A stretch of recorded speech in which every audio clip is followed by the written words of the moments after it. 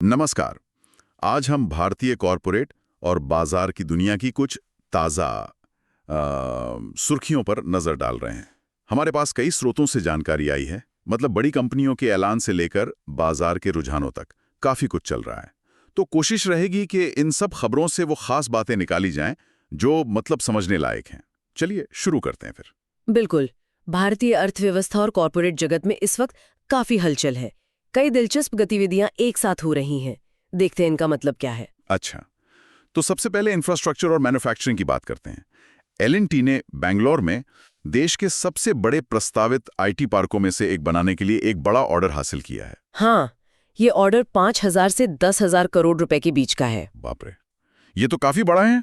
हाँ, करीब 5.9 मिलियन वर्ग फुट का प्रोजेक्ट है। ये दिखाता है कि भाई टेक हब बनाने पर कितना जोर है। ये सिर्फ ऑफिस स्पेस नहीं है, ये बड़े पैमाने पर इंफ्रास्ट्रक्चर विकास का एक संकेत है। इसी तरह रक्षा क्षेत्र में भी स्वदेशीकरण बढ़ रहा है। गुडलक इंडिया की सब्सिडरी है, उन्हें सालाना 1.5 लाख आर्टिलरी शेल बनाने की मंजूरी मिली है। अच्छा। और वो एडवांस्ड मीडियम कॉम्बैट एयरक्राफ्ट मतलब AMCA प्रोग्राम के कंसोर्टियम में भी शामिल हुए हैं। ये भारत का अपना 5th जेन फाइटर जेट प्रोग्राम है ना? सही कहा, बिल्कुल। ये मेक इन इंडिया का एक और उदाहरण है, जहां एटमास्को डिफेंस जैसी कंपनियां भी वो भिलाई में रक्षा उपकरणों का ट्रायल प्रोडक्शन शुरू कर रही हैं। ओके। ये सब घरेलू रक्षा उत्पादन क्षमता बढ़ाने की दिशा में अहम कदम है। समझ गया। अब जरा ऑटो सेक्टर पे नजर डालें। मारुति सुजुकी ने कुछ नया किया है। पहली बार रेल से सीधे कश्मीर घाटी में गाड़ियां पहुंचाई हैं। हाँ, मैंने पढ़ा। 116 गाड़ियों की पहली खेप अनंतनाग पहुंची। जी। ये लॉजिस्टिक्स के लिहाज से वाकई दिलचस्प है। खासकर कश्मीर जैसे चुनौतीपूर्ण इलाके तक सीधी पहुंच बनाना सप्लाई चेन को काफी बेहतर कर सकता है। सही। हालांकि देखना होगा कि ये तरीका कितना टिकाऊ और लागत प्रभावी रहता है आगे। वो तो है। और इसी बीच महिंद्रा ने नई थार फेसलिफ्ट लॉन्च की है। शुरुआती कीमत 9,99,000 रुपए रखी है, जो पिछले मॉडल जैसी है लगभग। हाँ, वो इसे मिड साइकिल एनहांसमेंट कह रहे हैं। हाँ, मिड साइकिल एनहांसमेंट। हाँ, मतलब कोई बहुत बड़े बदलाव नहीं है, बस कुछ छोटे मोटे सुधार किए गए हैं। अच्छा। कीमतें लगभग वही रखकर शायद फेस्टिव सीजन में बिक्री बढ़ाने की कोशिश लगती है। अच्छा। वैसे GST 2.0 के लागू होने के बाद सितंबर में ऑटो बिक्री मिली जुली रही।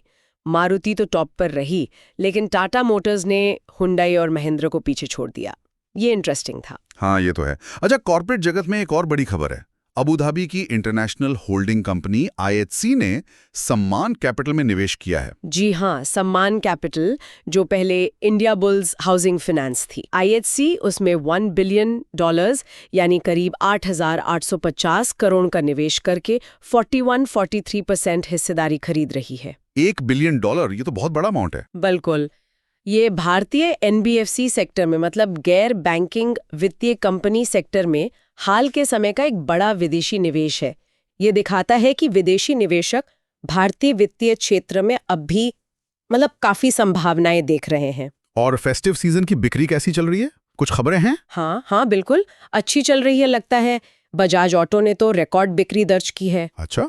और ज्वेलरी में PN गडगिल ज्वेलरीज की नवरात्रा दशहरा बिक्री 65% बढ़कर 618 करोड़ हो गई। अरे वाह, 65%। हाँ, जिसमें सोने की बिक्री मूल्य में 64% और मात्रा में 10% की वृद्धि हुई। V-Mart रिटेल का दूसरी तिमाही का राजस्व भी 22% बढ़ा है। तो रिटेल में भी रौनक है। हाँ, लेकिन हर जगह ऐसा नहीं है। WeWork इंडिया का IPO आया था, उसको पहले दिन काफी धीमी प्रतिक्रिया मिली। इशू सिर्फ 1% ही सब्सक्राइब हुआ। ओह, तो IPO मार्केट थोड़ा ठंडा है क्या? कह सकते हैं, कम से कम इस केस में तो ऐसा ही लगा। ठीक है। अब जरा IT सेक्टर की तरफ चलते हैं। TCS पर कुछ सवाल उठ रहे हैं अमेरिका और UK में। हाँ, ये एक जरूरी डेवलपमेंट है। अमेरिकी सीनेटर उनकी हायरिंग प्रैक्टिस को लेकर सवाल कर रहे हैं, खासकर H-1B वीजा के इस्तेमाल और अमेरिकी कर्मचारियों की कथित छटनी को लेकर। अच्छा। और साइबर सुरक्षा पर भी जानकारी मांगी गई है। और भारत में भी कुछ चल रहा है, नाइट्स यूनियन वाला मामला। जी हाँ, भारत में नाइट्स यूनियन ने पुणे में करीब 2,500 कर्मचारियों की AI आधारित अवैध छटनी का आरोप लगाया है। तो TCS के लिए ये थोड़ी क्या कहते हैं मुश्किल स्थिति है। एक तरफ वैश्विक जांच का दबाव, दूसरी तरफ ये स्थानीय श्रम मुद्दे। ये तो है। लेकिन क्या सभी आईटी कंपनियों के लिए माहौल ऐसा ही है? मतलब सब पर प्रेशर है? नहीं, ऐसा भी नहीं है। देखिए, इन्फोसिस ने टेलेनॉर शेयर्ड सर्विसेज के साथ मिलकर उनके एचआर ऑपरेशंस को आधुनिक बनाने के लिए साझेदारी की है, ऑरेकल फ्यूजन क्लाउड प्लेटफॉर्म के जरिए। ओके। और दूसरी तरफ नेटवेब टेक्नोलॉजीज जैसी कंपनियां हैं जो हाई एंड कंप्यूटिंग और एआई इंफ्रास्ट्रक्चर में काम करती हैं। उनके शेयर तो रिकॉर्ड ऊंचाई पर हैं, क्योंकि एआई और डेटा सेंटर की मांग तेजी से बढ़ रही है। अच्छा, तो मतलब सेक्टर में चुनौतियां और अवसर दोनों साथ साथ चल रहे हैं। बिल्कुल, यही तस्वीर बन रही है। चलिए, अब अंत में कुछ नीतिगत फैसलों पर बात करते हैं। आरबीआई ने रेपो रेट 5.50% पर स्थिर रखा है। हाँ, और इस स्थिरता का असर दिख भी रहा है। Indian bank, south Indian bank और करूर वायस्या बैंक जैसे कुछ बैंकों ने अपने लोन वितरण यानी एडवांसेस में वृद्धि दिखाई है। तो स्थिरता से फायदा हो रहा है? हाँ, कुछ हद तक। स्थिर ब्याज दरें, साथ ही वो जीएसटी 2.0 जैसे कदमों से फेस्टिव सीजन में ऑटो और रियल एस्टेट जैसे क्षेत्रों को कुछ राहत मिल रही है, ऐसा लग रहा है। और सरकार ने भी कुछ कदम उठाए हैं। वो राइस ब्रांड वाला कुछ था। जी, सरकार ने डी ऑयल्ड राइस ब्रांड के निर्यात पर जो प्रतिबंध लगाया था, उसे हटा दिया है। इससे बीसीएल इंडस्ट्रीज और एडब्ल्यूएल एग्रो बिजनेस जैसी मतलब कृषि व्यवसाय से जुड़ी कंपनियों को फायदा हो सकता है। और एक और बात, हाल ही में जो भारत इफ्टा व्यापार समझौता लागू हुआ है, उससे समुद्री खाद्य क्षेत्र सी फूड सेक्टर को बढ़ावा मिलने की उम्मीद है। इफ्टा मतलब स्विट्जरलैंड, नॉर्वे वाले देश? हाँ, वही।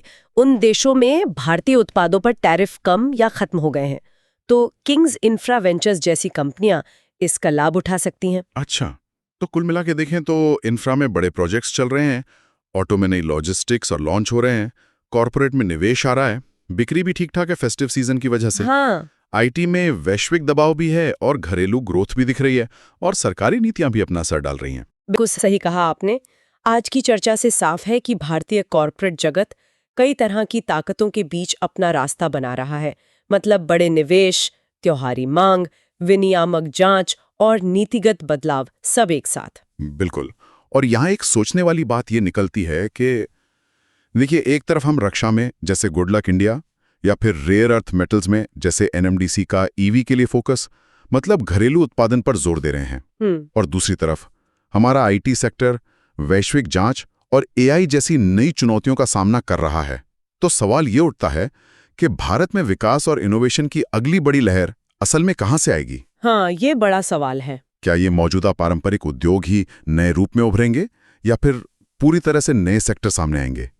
इस पर सोचने के लिए काफी कुछ है। बिल्कुल, ये देखना वाकई दिलचस्प होगा।